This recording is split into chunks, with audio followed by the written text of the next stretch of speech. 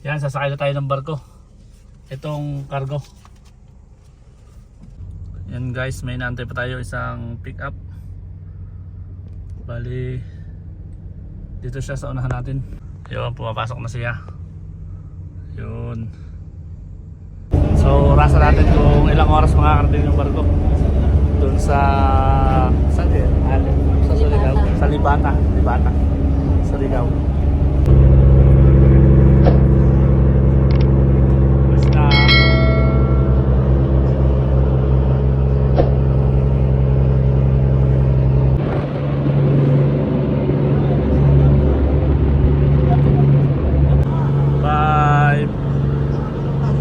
5:15.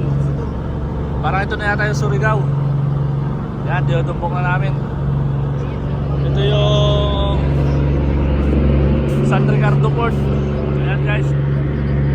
Ayan San Ricardo Port. 2 hours from Liloan Port. Bali dito kami galing. Sa loob na yan. Estimated time 6:30. Nandun na tayo sa ano.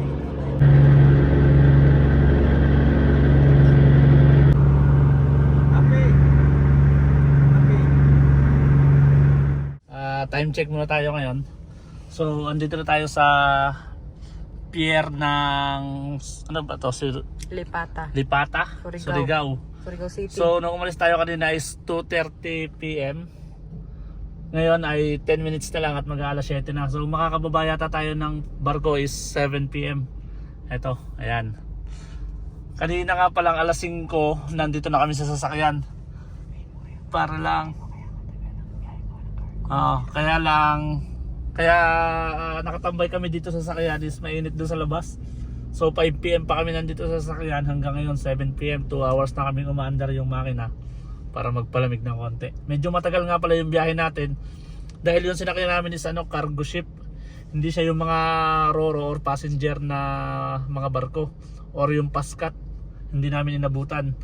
So ang biyahe ng paskat ay mamaya pang alas 7 ng gabi. O ngayong alas 7 ng gabi. So nandun pa kami kung naghintay pa kami doon sa Liloan. So ngayon ang plano namin is pagbaba namin dito, takbo kami ng Butuan. Doon na kami sa Butuan magpapalipas ng gabi. Then bukas ng umaga babiyahin na ulit kami from Butuan to Balingasag, Misamis Oriental.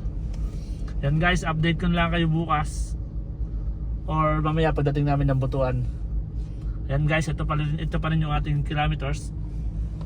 Ayan, 458. So 458 kilometers from Sorsogon City. So ito na yung fuel natin. Kasama na dyan yung 2 hours na umaandar yung makina. Tapos hindi naman umalis, dito lang sa barko. So guys, sa mga hindi pa po nagsasubscribe sa aking YouTube channel, please pasubscribe naman po. Sundan mo na yung pick up. Yan, labas tayo, pupunta Cagayan. Yung pick up na yan, pupunta yun ng Cagayan. So susunod na lang tayo sa kanya. Yun. Thank you Lord, nakatawid tayo ng maayos. Thank you Lord. Ayan, ito pa yung Montenegro. Dyan. Dyan Pala tayo sasakay pagpabalik. Anong oras yun? Alas 7. Ayan guys, saan tayo nadaan dito? Sunod ka lang dyan sa pick up. Sunod Dahil sana yata yan, di ka? Tingnan natin to. Kung saan na nabasan dito guys. Yan, labas muna tayo. Okay na guys. Saan labasan dito? Hindi ko din alam. Saan ang exit dito? Ayun ha, exit ha. Saan? Ayun, mayroong karatulan na exit doon. Ay doon, ayun pala yun. Yan, may karatulan na exit. Oo. Huwag ka masyadong dumikit.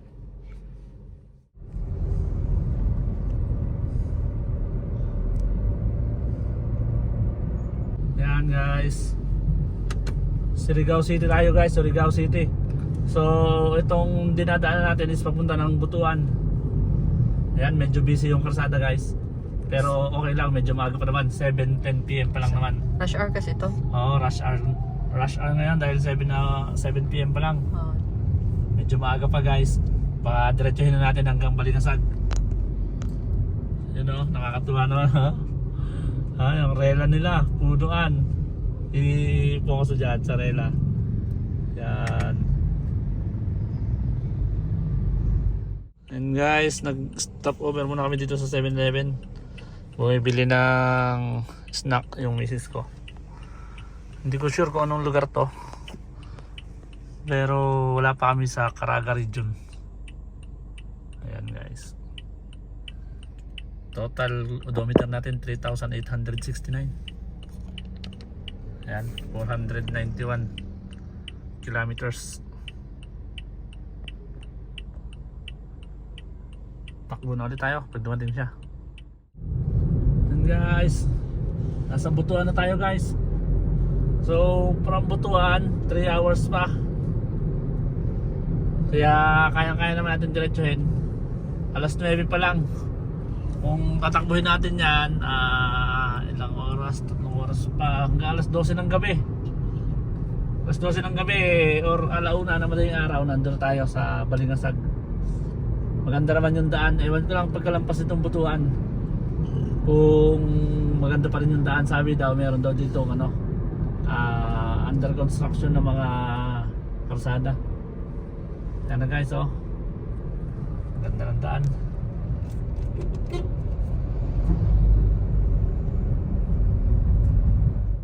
Maganda ng blinker na, no? Yan tayo sa bayan ng Butuan. Yun, no? Plaza Butuan. Ano to, diretso? Yan, no? May mga McDo, yun, no? Plaza pala dito. Baka wrong way tayo yata, ah. Magpapagas muna tayo dito sa sa Butuan. Ayan guys, baka abutin tayo ng empty, kaya magpapagas muna tayo. Ito yung marami pa naman, 595 kilometers. 21 liters and 21.79, 1,300 yung gastos natin guys. So yan, full tank na ulit. Dire-diretso na tayo ng Balingasag. Time check 10:40. Bali nag-check in kami kanina, kaso ang nangyari, pangit yung tubig, nag-withdraw kami ulit.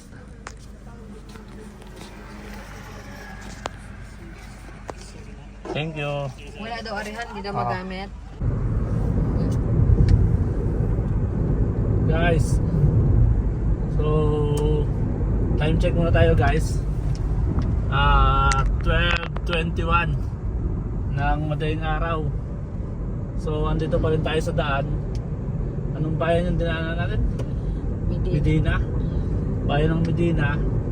So siguro less than 1 hour na lang nasa Balingasag na tayo sa bahay. Yan guys. Ang kilometers natin 688 kilometers from Sorsogon City. So from Batangas City to Sorsogon is 472 kilometers. Then Sorsogon to up to now is 689.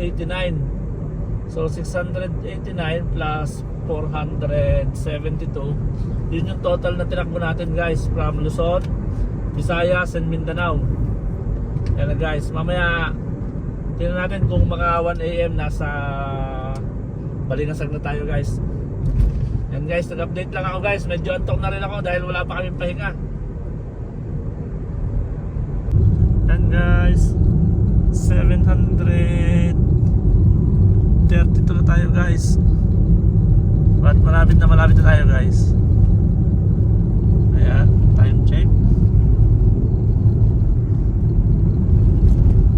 1:06 AM. Halos malapit na tayo guys. Kanta-kanta na lang tayo para hindi antokin. Yan ang pinakamagandang paraan para dire-diretsuhan din pagdadrive guys. Maganda naman dito tumakbo dahil na Nagulong na ito, Balingasag na kasunod dito. Nagulong na to, honey. Ayan, lagong na daw tayo guys. Balingasag na kasunod dito. Balingasag na yung sunod dito guys. Dumaan na tayo ng Salay kanina guys. Ayan, maganda naman yung daan niya. Ayan. guys. So dumating kami kagabi. Tingnan natin, i-off natin to. Dumating kami is 1 AM na ng madaling araw. Hindi ko na nakuhanan ng video itong aking odometer. So ngayon kukunan natin ng odometer kung ilan na yung total, tapos magpupultang tayo. And guys, as of now 7 AM 7:23 AM. Ito na yung odometer natin, 744. Hanggang dito na lang muna tayo guys, 744. Full tank pa naman. Magpupultang pa tayo, Han. Wag na muna, sige, ito na lang. 744 kilometers from Sorsogon City hanggang dito sa Balingasag, Misamis Oriental. Ayan guys. So sana napanood nyo lahat ng aming vlog, ng aming travel vlog, at saka yung pag-monitor natin ng fuel consumption. So lahat ng gastos, pagsasama-samahin natin, isa-separate vlog natin yung mga gastos, at saka yung part 2 and part 3 natin yung pag-travel namin, dahil sobrang haba, madami kaming videos guys. Sana abangan nyo yun. Thank you very much guys. Sa mga hindi pa po nagsusubscribe sa aking YouTube channel, sana mag-subscribe na kayo. Thank you very much guys, thank you.